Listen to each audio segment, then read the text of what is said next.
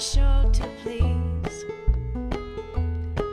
With dovetails, shingle nails, straight planes and alls, plumb bob, shaving horses, gouges and saws, hammers and mallets and augers and axes, chisels.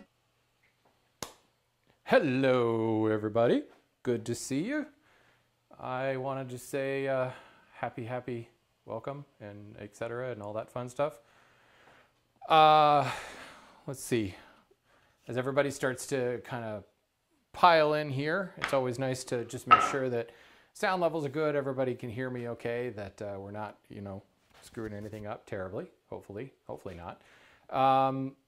Tonight, just in case you hadn't gotten the memo, I'm going to be talking about the what I call the spot planing technique, and kind of excited about this. It's not a new technique for me. It's actually something that I've been teaching to hand tool school members, specifically to apprentices, for some time. So it's the time has come to release it to the general public. So let's see here. Let's go to a better camera angle. And I'm going to get rid of those headphones so I don't hear myself echoing back.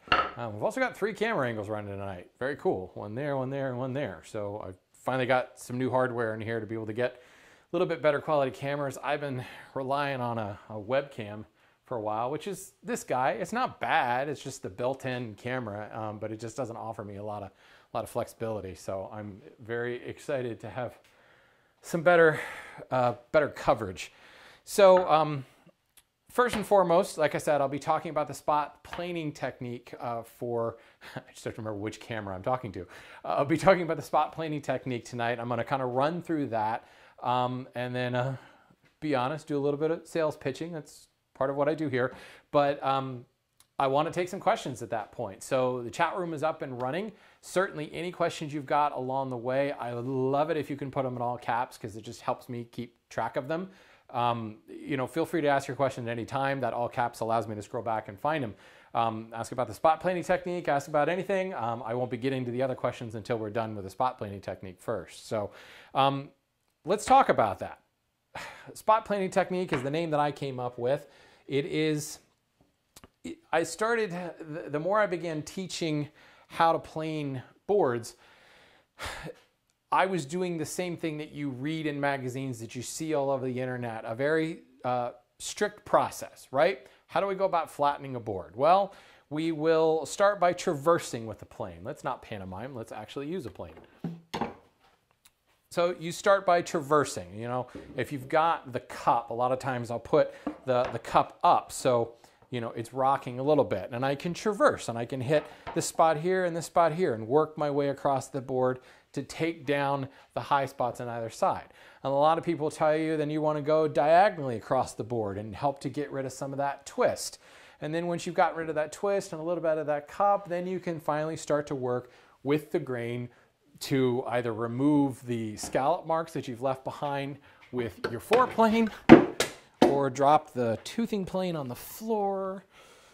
That's good. I'm glad I put those rubber floor tiles in. It's fine. Toothing plane is not hurt. But finally, after doing that traversing and diagonal stuff and maybe multiple passes through all that, you're going to come back and start working with the grain.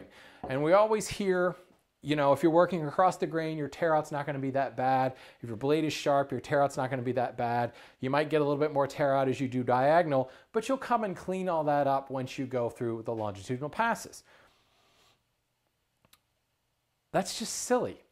That process will work. I will not deny that. I used that process for years, but this is why people get in trouble. I assert that we are imperfect. We human beings will screw stuff up. Especially this Veritas plane or the Lie-Nielsen plane, the precision flatness of this sole is great. This tool wants to cut and create a flat surface. It's me that screws it up. So assume that. So every single plane pass I take, I'm screwing it up a little bit more. So how do I get a flat board? I plane less.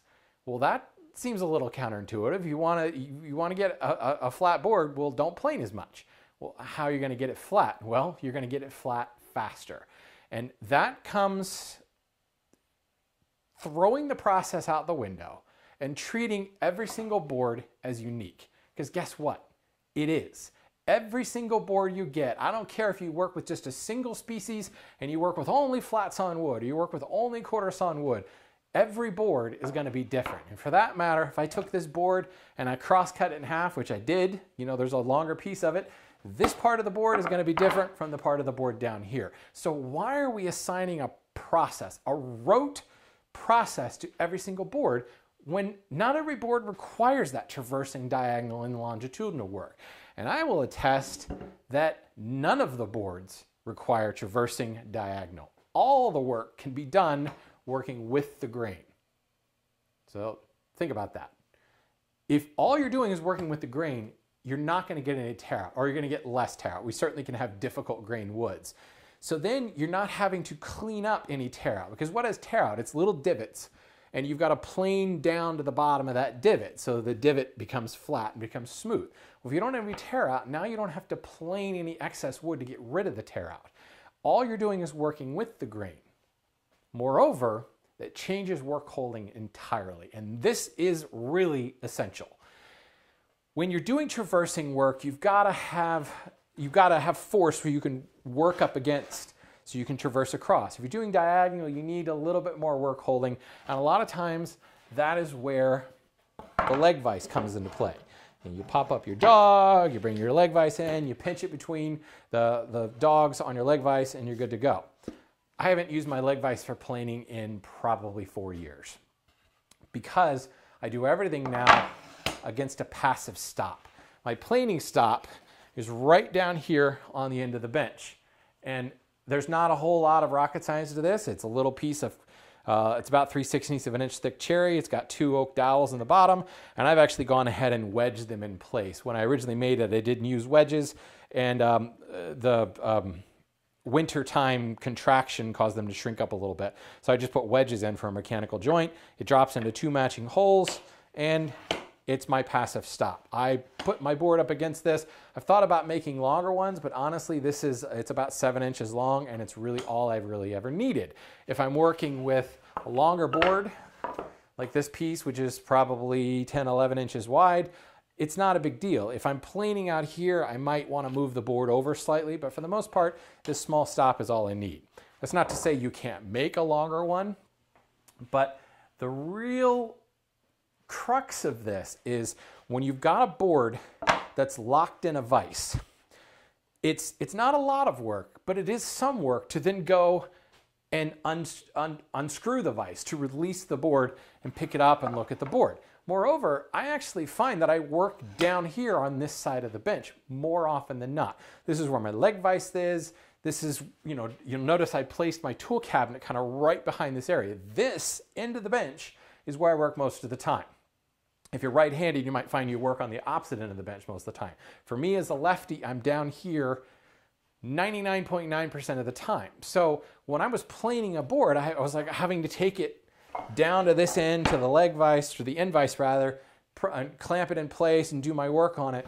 And going back to what I said about plane less to get flatter faster, to avoid the imperfections that the human body adds to this precision tool, this is where people get in trouble.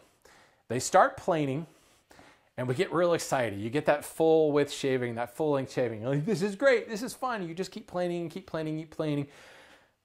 And you're not actually observing the work. You're not seeing where am I flattening or where am I taking out of flat. So you can grab a 4-plane, and that's what I'm going to start on this board with. And you could set it pretty rank to take a heavy cut. And you can start pulling out a shaving here. And you don't actually know at this point what you're doing. I've made 3 passes on this side of the board, so there's a good bet that this side of the board is now lower than this side.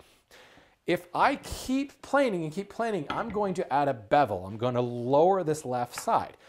Well, I can start working my way back across the board and thinking, okay, now I'm gonna flatten this out and get rid of that bevel. But if I made a bunch of extra passes over here, or the board was already kind of canted to the left like this, the plane is actually going to pay attention to that topography. And something as simple as gravity, as you're leaning down this way, is actually going to take a little bit of a deeper cut. So you may be getting these great fun shavings, but what you're doing is actually throwing the board more and more out of flat. So if you're picking up your board and you're looking at it, so I come in here and I take a shaving, and I pick it up and look at it and go, okay, I'm a little high over here, I'm a little low here. Why would I then come and take a pass here? And this is where the process bites you. It's like you want to stack your plane passes next to one another, and you're going to go back and stack them against one another. And all you're doing is worsening an issue because you're not even paying attention to the board. So the freer you are to pick up the board and examine it and look at it, in other words, it's not clamped in place, the more often you can stop and check. Because woodworking, and if you break it down, woodworking is working to a line. Certainly you have to lay out the line first, but that's all it is. You're working to a line. You may have laid out the line, or maybe you didn't lay out the line. In the case of this first face, I don't have a line laid out, but I'm working to an imaginary line, a geometric plane. Once I've got that plane, then I am going to mark a line to get my parallel face, and it just comes to working to a line. Well, if you're not stopping to check your line, you're screwed. And you can very quickly get in trouble, where suddenly now I've got a taper on this end because I didn't realize I was leaning into my cut a little too much, and I'm taking more wood off down on this end. Well, the more dramatic that taper gets, the more wood you have to remove to fix it. If you're stopping every couple of strokes to double check that, you're not going to get in trouble, and you're going to be able to get a board really flat, really fast by removing very little material. So I will preamble this by saying I've got a full-blown lesson in the hand tool school on this. I've actually pulled it out of apprenticeship and have released it individually. Many of you have actually already purchased this. So I'm going to be certainly talking more about this, but I go into great detail in this lesson. I also show you how to make the planing stop that I made. The reason I bring that up now, certainly I'm a businessman, I'd love people to buy that lesson, but the reason I bring it up now is I took a board in that lesson. It wasn't this thick, but it was probably about this size. And I ended up flattening that board, and it was probably over the course of 10 minutes while I was talking and rambling on.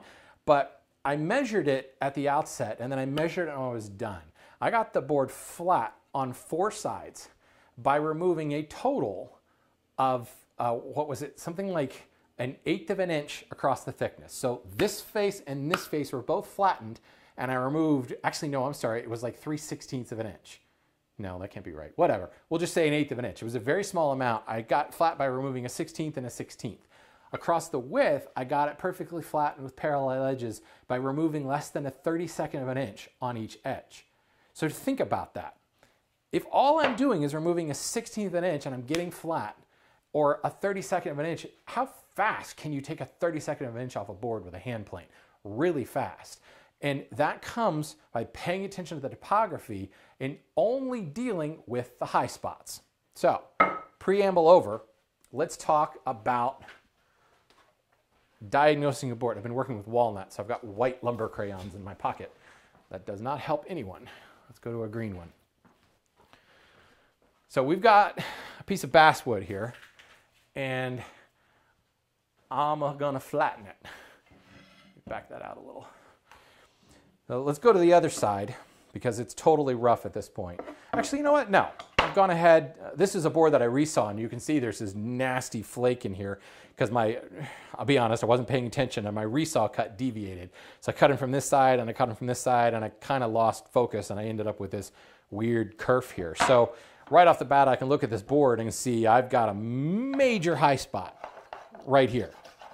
Big old giant high spot.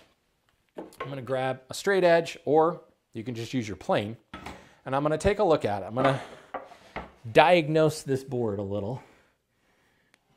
I'm actually pretty flat there, but you remember I just did some of those plane passes. Okay, I've got high spot here, and there's a little one right in there. I have my own little shorthand here. Usually the more, the crazier the scribbles, the bigger the high spot. But really all I want to do is just mark out that topography. So this is the highest part of the board. I haven't checked for any whine. I suppose it would be a good idea to go ahead and do that. But I'm probably going to end up transforming this board so much and removing that big high spot in the middle. It's actually not enwined at all. It's the beauty of having a resawn board. Even though I deviated across the cut, it stayed relatively in the same plane. So I know right off the bat looking at this, this is a major issue. I've got to remove this high spot. So I'm going to set my foreplane up. And this is what I'm talking about with spot planing. I'm not taking full length passes and following any particular pattern. I'm just hitting right here on this high spot. And if it is a high spot, I'm actually going to take even a deeper cut. If it is a high spot, you don't have to worry about the plane preventing it from cutting. You know, if this were a valley, obviously the longer plane sole would ride on these high spots here and you wouldn't cut. A plane cutting on the bump actually can run up over it. So I ought to be able to keep working here until it stops cutting. And it's starting to stop right there in the middle. So what's happening now is the toe of the plane is now coming in line, and I can't get any lower than that. I've got to get lower than that though, obviously, because I've got this little flake in the way. So now I'm going to come back and address just this high spot right in the middle. Couple of passes, check with my plane. That high spot is gone. I've got one back here, so I'm going to, whoops. And I'm going to hit this one right there. Okay, now my board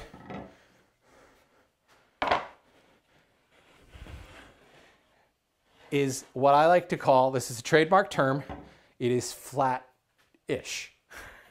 Flat-ish. Obviously it is not flat, because in this case I've got a deviant saw cut here. Deviant saw cut. It's the name of a band, Deviant Saw Cuts. This little flake in the middle has created this divot here, but this point and this point are now entirely in line. And for that matter, where the saw cut kind of ran out on the side, there is no flake over here. So I am flat there.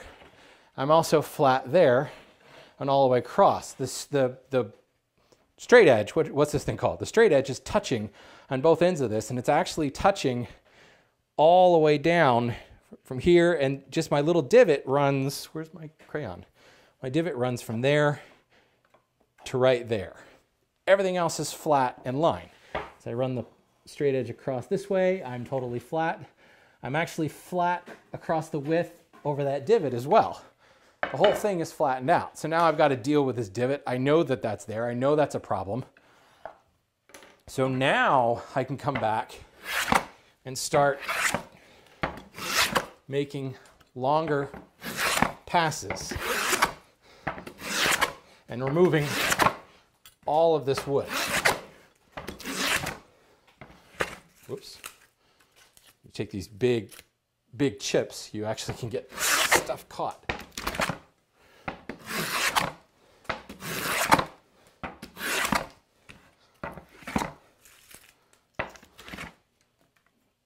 Should probably tighten up my mouth a little so I'm not getting chips caught in there. Or just deepen my cut so the chips get fatter. There, you see that flake just broke off right there. And it just broke off there because now I'm getting to the bottom of that. There's not much you can do when you've got a saw cut like this. Those flakes actually catch in the mouth. So now, let me take maybe one more row of passes because I've still got a little bit of a raised edge here.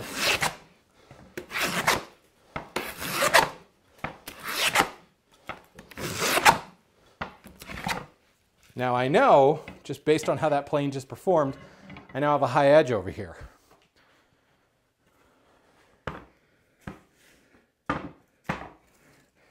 relatively flat, but the whole board is kind of canted off this direction. So now my topography says this is my high edge and I just need to deal with that.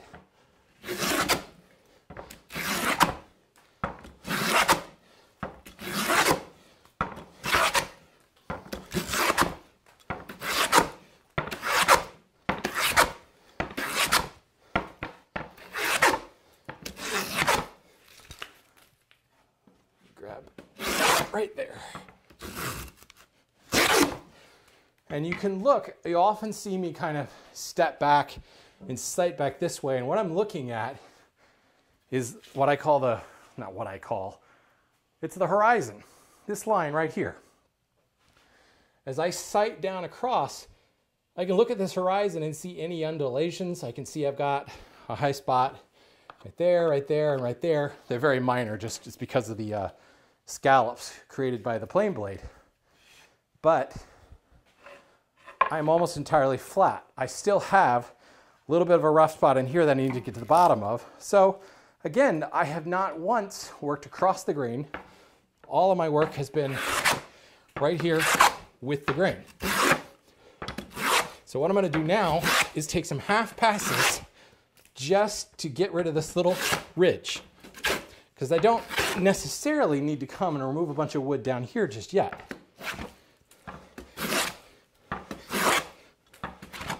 Whoops, still getting wood caught in my mouth. There we go.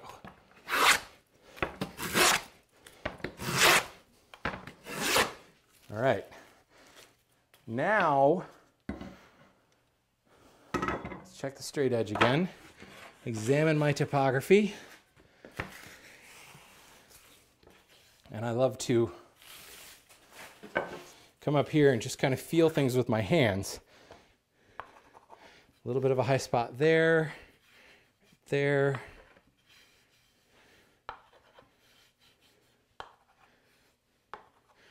This is definitely the highest spot, so that past it is going to be high. So I'm going to grab the plane and hit the absolute highest spot of the board, take that down. Now I'm going to come back and hit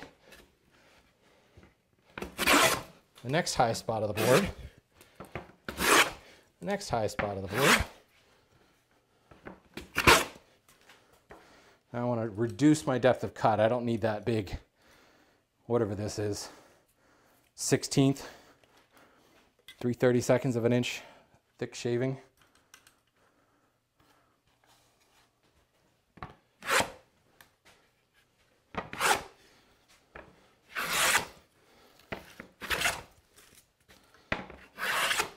Now, hear those full-length shavings?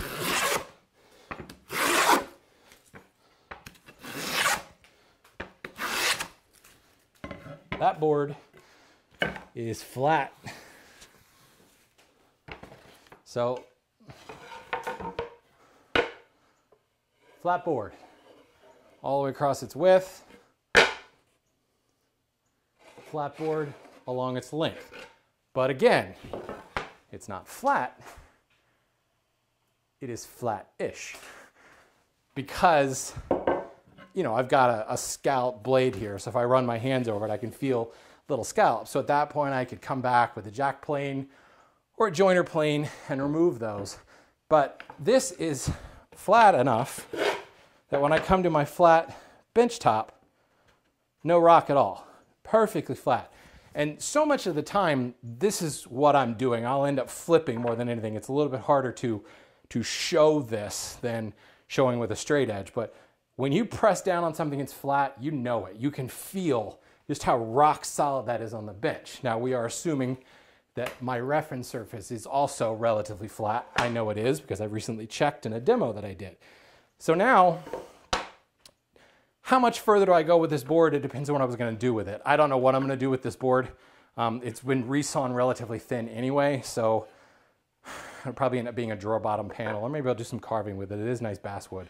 But at this point, I could, with this, again, flat-ish face, I could come in with a gauge and I could mark whatever thickness I want to go to, or more than likely I would just find the thinnest part of the board and I would mark it from there, and then I would just work down to the lines. I'd flip the board over and work right down to those lines. And I would take a look and I would see from that marked line, I could see where the high spots are in relation to that line, and I could lay out the topography again, and I could just plane away those particular high spots. I specifically chose this board because it was a pain in the butt, because it had that major divot in the middle. If we did something like this narrower piece, already I can look at this, and I mean, this is a rough sawn board, but it's also so narrow that there's no cup in this at all. There's no bow either. So this is something that I could, just by examining the topography, I haven't checked for twist. It's small enough that I think I can just sight down it. There's no twist. I mean, this board, this is a nice happy board. So this is one of those things where I would probably go straight to a jack plane and start making full length passes. And here's what I'm talking about. Rather than applying the process and saying I got to traverse or go diagonal, I look at this and go, it's relatively flat. Let's get the grain direction. And I'm just going to come in and go right to full length passes.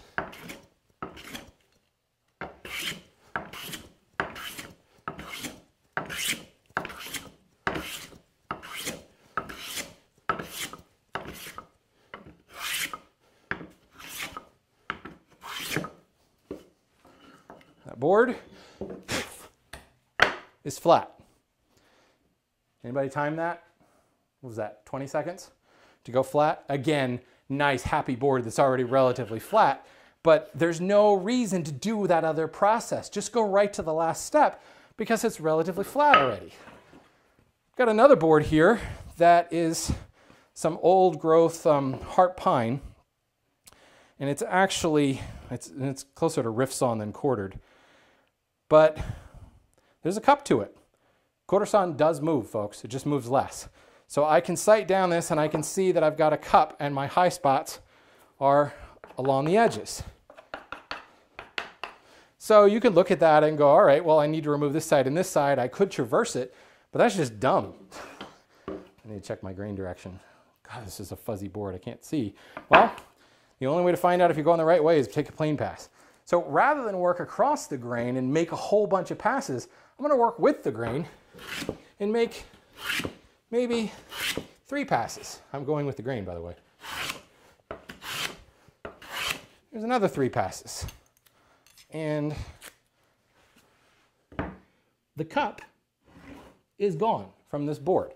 So with that little, we'll call that like the prep work, I now have created a surface that was the same as this board when we started. I got to stop looking at that camera and look at that camera. I've created a surface now that is the same here, and I can just come back with my jack plane and make longitudinal passes, just kind of unifying, overlapping my strokes. Again, listening to the plane, examining the shaving, seeing that it's coming out full width. That is perfectly flat. And that is perfectly flat. This board is so flat, not rocking, not moving at all.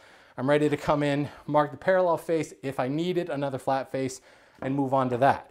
The same thing actually applies with edges. It's just we're dealing with much less real estate here, so there's a lot less, futzing around, because generally, a plane, the blade is wider than the whole edge. Where you might have more issues is on a 6/4 board like this, where even then the plane is wider than that, but I might need to slide back and forth a little bit to take it out of square.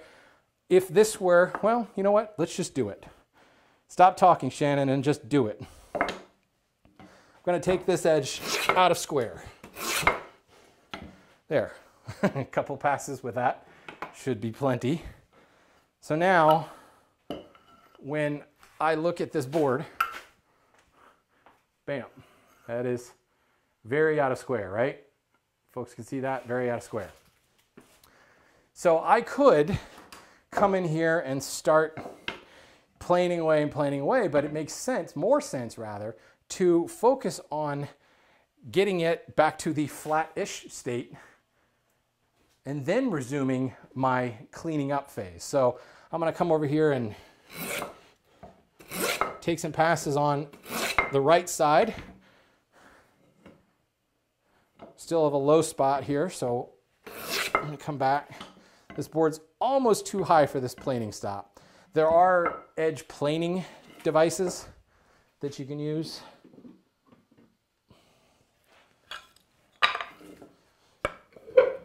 This is one that I built with my apprentices. So just a bird's mouth feature. Comes in here and it's actually got a couple of wedges that you can slide on another side to kind of lock it in place. It'll hold it a lot more stably, but it's also, it's not hard to pick up and take a look at, but it requires a little bit more finesse than what I was doing with just the straight plane stop. Now, that is square-ish. Let me get a look at this. So this is the edge that we just flattened, right? As I look in here, maybe you can see, you could see some light here and there because I'm working with a heavily scalloped iron. But this edge and this edge are both touching the square. That is now in the square-ish stage. So at this point, I can come back with a straight iron like this jack plane and just pressing my thumb down onto the sole, not on the knob.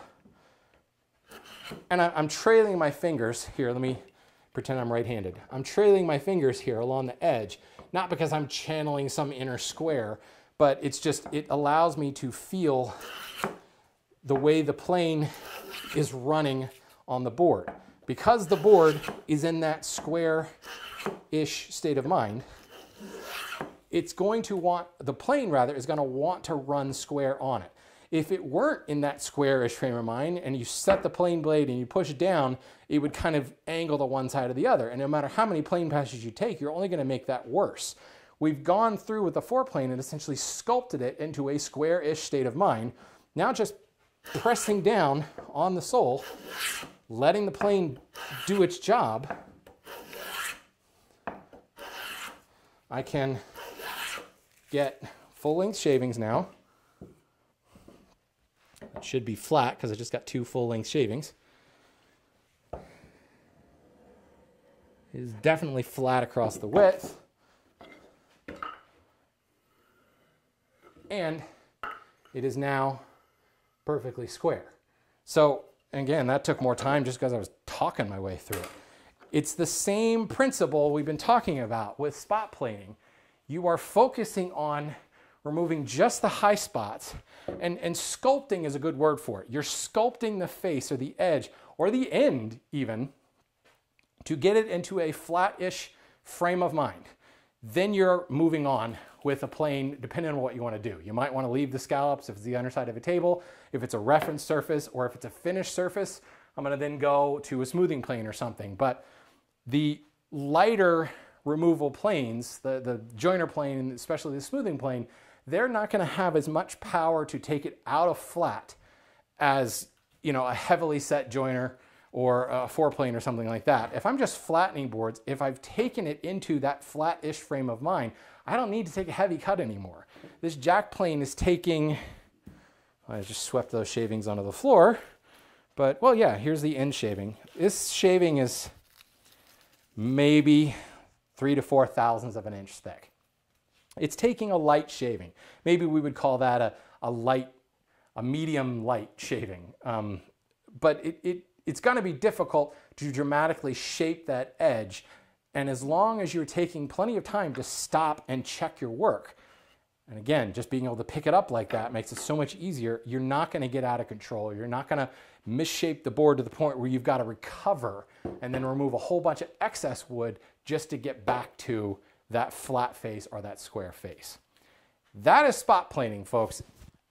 It's not like this, oh my God, incredibly unique technique. It's common sense, right? all we're doing is removing high spots to get down to one geometric plane. So rather than doing process, just hit the high spots. Then come back and clean up if necessary. So you spend a lot more time with a lumber crayon and a straight edge than you do actually planing. And most of the boards you're going to find, if I were to pull, I've got a rough sawn 12-inch wide piece of cherry up there. It's a flat sawn board. So right off the bat, I'm going to say it's going to have a cup on one side, which is what we just dealt with this board. Flat sawn wide boards, they're going to cup. That center cathedral down the middle is like a hinge. It's just going to cup. So all I'm going to do is hit those high spots on either side, and I basically got a flat board that I can then move on and flatten from there. It makes no sense to make 30 passes traversing the board when you can make 1 or 2 and 1 and 2 and be flat-ish. So again, it's not a major shift in thinking. It's just thinking. Rote process is not thinking. It's just applying a process when it's not necessary. Every board's going to be different, so treat every board as different and just spot plane away the high spots. Cool? Any questions? Let me go. Real quick, I saw this one question twice. Why not use a scrub plane to start? Jose asked that, and somebody else just said, Brian just asked that. Can you clarify that? Why not use a scrub plane to start? When did I not start using a scrub plane? Now again, scrub plane, four-plane, I use them interchangeably. I have a scrub plane, but on a longer board, I'm going to use a four-plane. I always start with a four-plane. Did I not just start with a four-plane? Oh, well, on this board, I didn't start with a four-plane, right? Because it really wasn't that out of flat. This board wasn't really out of flat. Let me put it this way. I didn't need to sculpt the edge. This board was already in its flat-ish state of mind, so I went straight to a straight blade just to joint it, essentially. This board had never even had a wet dream of being flat. It was so far from flat that I had to sculpt first with the four-plane before I could move to a straight blade. This board needed a little bit of sculpting, but not really that much. So I could just use the jack plane and just remove those two lines on either side and go right there. I could have gone to a four-plane there, and I probably could have done it, what did I do, like 3 passes to get this into a flat-ish frame of mind? I could have used the four-plane and made 1 pass and been done. So why not use a four-plane or a scrub plane? Why not? I think you should always start with one of those planes. It makes no sense to do sculpting with an iron that's really not meant for sculpting. The curved aspect of the blade means that it sculpts much, much better without tearing, in other words.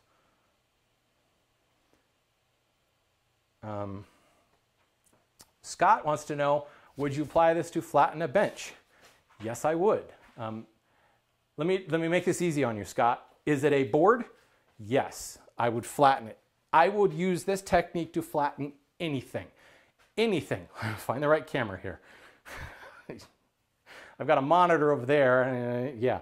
And I was just doing a demo the other night, and where you would differ slightly, let me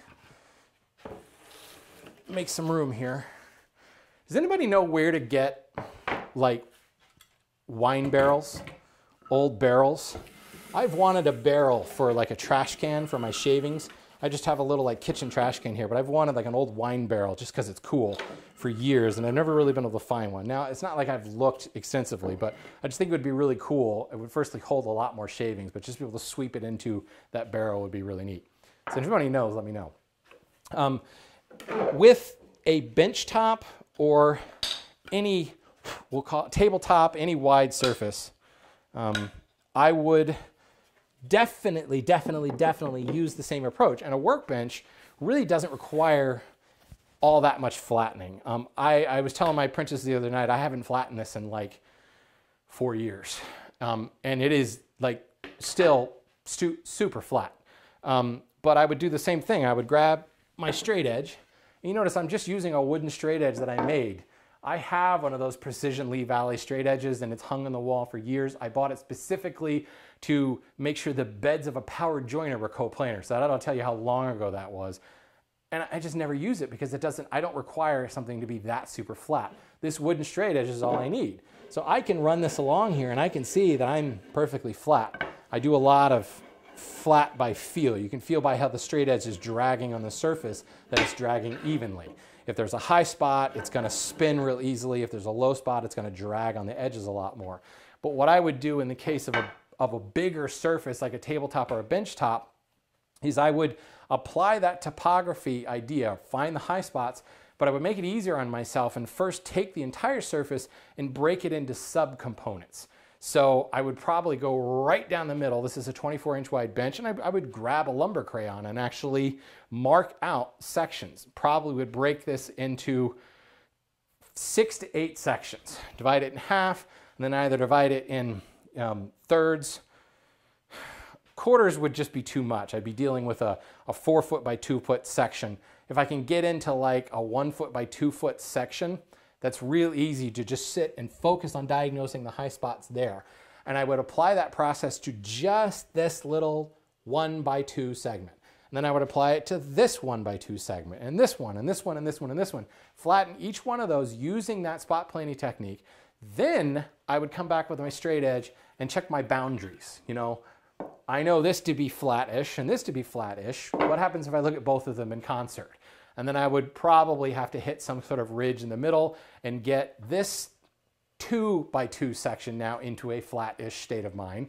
I would repeat that here, get these flattish, and then I would go lengthwise and align this wide segment and this wide segment to the point where what you'll find is there's going to be very little deviation because of the fact that you're just removing high spots, you're removing so little wood, and again, you're not getting so far past the point of no return. So then I can come back and I can make some long passes, although on a bench top, I don't think I would ever do that. Because I just really don't need it to be that flat that I need to make a joiner pass along the full 8 foot length. But tabletops, everything will be done exactly the same way. There's no reason to just blindly start planing across the board. Find your high spots, get rid of your high spots, then clean it up. It's real easy that way. Cool? Cool. Ace Hardware carries. I would have never thought to go to Ace Hardware. Maybe that's because I have one Ace Hardware in like a 3-hour drive of me. Hey, Ernie, have a good night. And thank you, Ernie, for bringing that up. Ernie Stevenson, everybody, grandpaslittlefarm.com. Ernie has been restoring tools for a long, long time. He specifically has been restoring tools for my hand tool school students for more than a year now, getting rave reviews. He's a master of taking old and rusty and making them shiny and new. Ernie has restored a Stanley No. 5 jack plane, and he has added 2 hawk irons to it. One has just a very slight, like smooth plane camber. The other one is a straight iron with just the corners clipped for jointing. And then he's got I think it's a great neck iron, another not quite as fancy as a hawk iron that he's ground into this, super 8-inch radius that I've got on my 4-plane.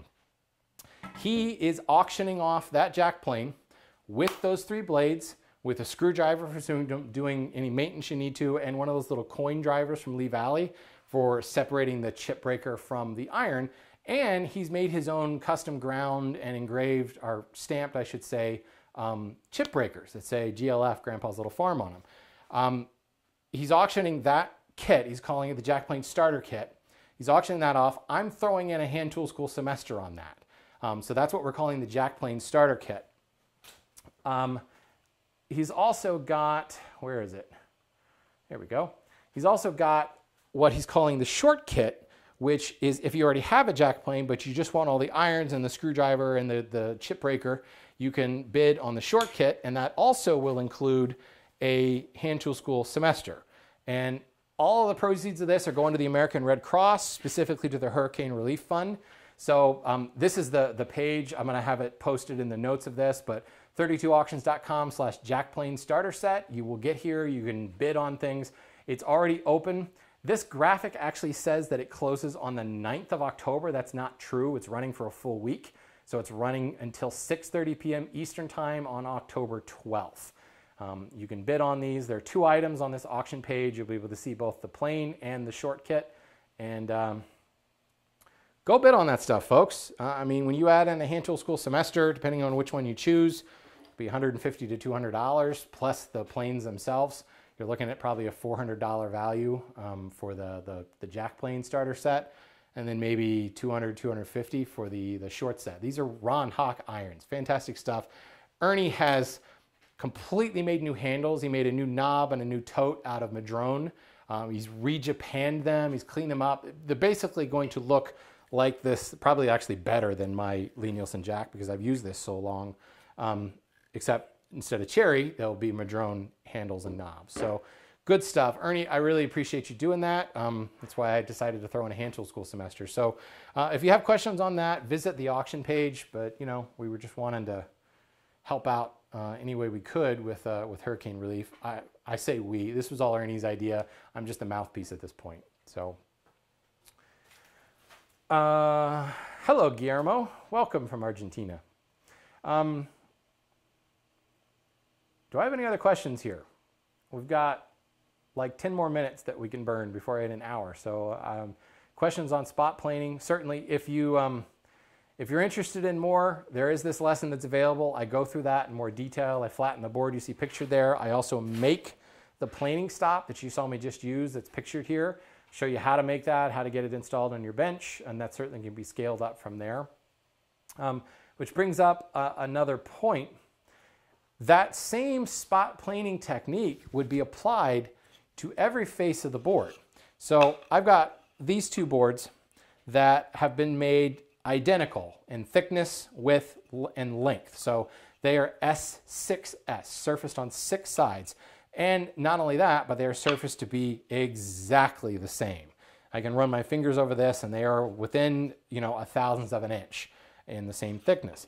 I use that same spot planing technique to create duplicate faces, to create duplicate parts, just by using a marking gauge and working to a line.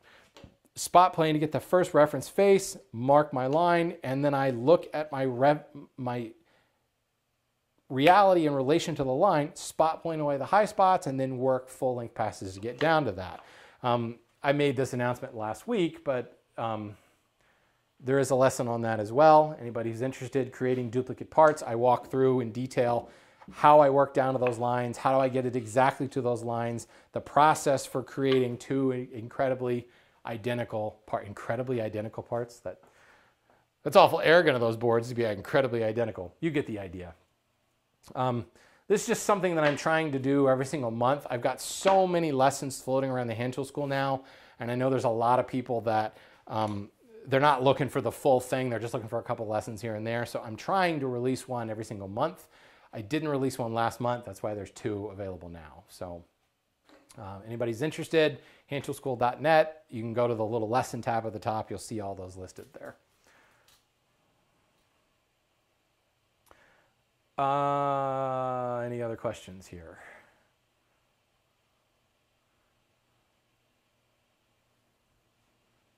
There's a fly in here.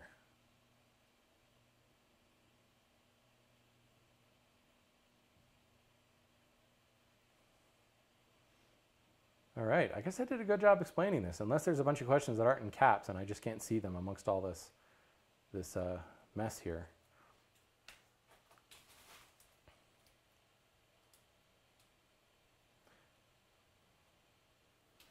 Scott wants to know, how about figured wood? What about figured wood, Scott? It's still a board. It still has high spots. It still would be treated exactly the same way. The only difference is that figured wood may be more prone to tearing out, which is even more reason to not work across the grain and to not, well, I shouldn't say that, because sometimes across the grain, actually, you can avoid some tear out, but you're still going to get kind of a fuzzy surface. But I can think of no reason to not use this. Every board, when you're flattening, is going to have high spots, whether it's figured, quarter sawn, rift sawn, flat sawn, through sawn, plain sawn, slab sawn, whatever. Some of those are the same thing. You're going to diagnose the high spots and remove them. But again, if you have a highly figured piece of cherry, I just built a blanket chest in really, really curly cherry. If I were to apply a process to that, I may get a lot more tear out in those really nasty figured sections. if I'm spot planing and if I'm treating it like its own unique entity that it is, that it's wonderful, beautiful figured self that it is, I'm gonna know, you know what, I need to lighten my cut here because I am getting some tearing here, or I need to go the other way. I need to flip the board around and go the other way in just this one little spot. And that's where spot planing can be really useful. You can take it to the finishing stage. I'm getting some tear out in one particular section. There's no better tool for finished spot planing than a card scraper, because the surgical precision of a card scraper, I can hit a tiny little point and remove just that tear out right there. Now you're gonna have to blend that a little bit because the card scraper leaves a slightly different surface than a smoothing plane. But if what I'm doing is more of the gross removal of that tear out, and then I can come back with a really lightly set, freshly sharpened smooth plane iron that won't give me tear out, and I can just make one pass and unify it. Again, the fewer passes, the less the imperfection of the human gets in the way, you're gonna clean that up. So a figured board would give you even more reason to examine and shift and pivot and be more agile in your approach based upon how each individual little pocket of figured grain is responding. But it all comes down to high spots that have to be removed. It does not matter what it is. If it's a board, it's gonna have high spots. So go with it.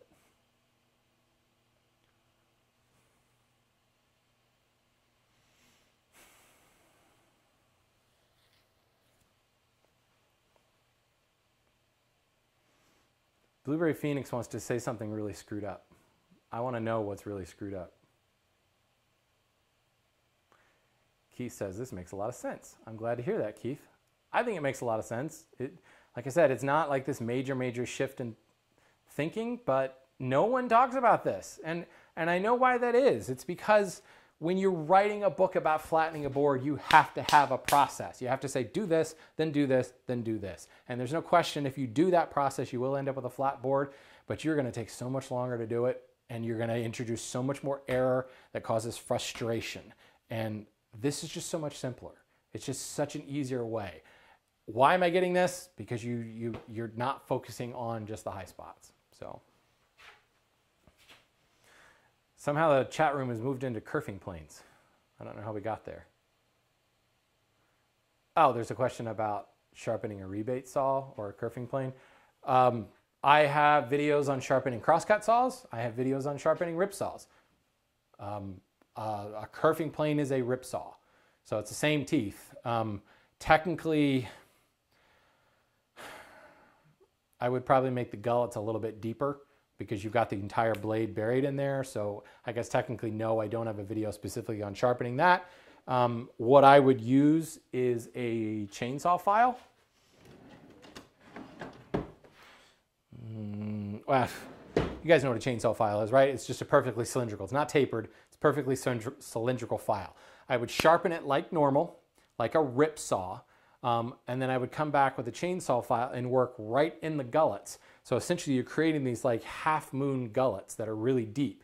The reason for that is because the entire blade, well,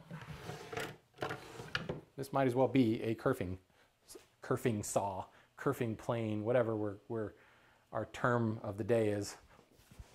As I am cutting with this thing, the hang, how it's designed to cut is like this, parallel to the surface of the board, which means every single tooth is engaged.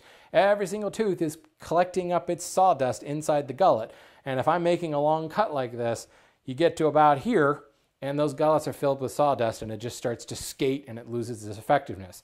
Moreover, that sawdust generates a lot of heat, which causes the blade to expand. It's going to widen the curve. It's going to mess with the set. It's going to cause all kinds of other little issues. So by using that chainsaw file to deepen those gullets and create those big half moon shapes, you're actually going to give more room to transport that sawdust so the thing will cut a lot faster. If you guys weren't aware of Blackburn Toolworks, then what's wrong with you? Blackburn Toolworks is awesome. Isaac has a kit for a kerfing saw or a rebate saw. His blade actually comes with those gullets already filed. So if you go to Blackburn Toolworks and look at his blade, you'll see exactly what I'm talking about. I don't use one. I've never gotten into the habit of using a kerfing plane or a rebate saw or whatever. So I've got a kit to make one, and I just got to get around to making it, but there's just no pressing need for me, so I just haven't made it yet. If I were to buy a kit, I would buy Blackburn because of the fact that he's put that thought into the blade. James Wright here. James Wright, Wood by Wright on YouTube, has a video on making a rebate plane, and he experienced this. He made it from the Bad Axe kit, and that doesn't have those big gullets in there, and he experienced that it cut really, really slowly. Then he made the Blackburn kit, and he's like, my God, this cuts a lot faster. So if you watch his videos there, I can't remember if he goes into sharpening or not, but it's a rip tooth. So it's the easiest tooth to sharpen. There's no fleam across the face. You could put a little rake in it, I suppose, but I don't think it's really necessary. Good, Josh. Glad to hear it. Deepen those gullets. Alrighty then. Last call for questions, or I'm going to call it a night because it's 7:30. I think I hit everything. I think we got it all. I'm going to be promoting those auctions for the next week, really trying to get some bidders on that because I would love to be able to send some money to the American Red Cross. All right. Very cool, people. Well, I appreciate you coming out tonight. If anybody has questions on this whole process, don't hesitate to send me an email. There's a contact form on my website. I'm happy to answer questions about this. Again, you know, I priced that lesson really cheap, so you don't have to go all in if you really want to learn more about it. That's what it's there for. So have a good night, everybody.